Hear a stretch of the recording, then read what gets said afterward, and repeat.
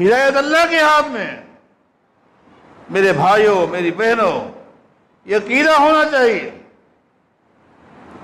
نبی علیہ السلام مکے والوں کو دین پہنچا رہے ہیں، دن رات ایک کر کے۔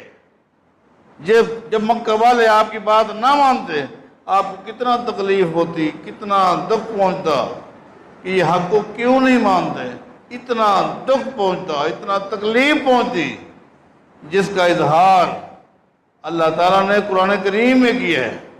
فَلَعَلَّكَ بَاخِعٌ نَفْسَكَ عَلَىٰ آثَارِهِمْ إِن لَّمْ يُؤْمِنُوا بِهَٰذَا الْحَدِيثِ أَسَفًا۔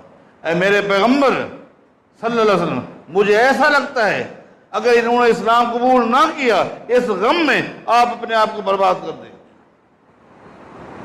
اس قدر غم، اس قدر پریشان، لیکن ہدایت کس کے ہاتھ میں ہے؟ اللہ کے ہاتھ۔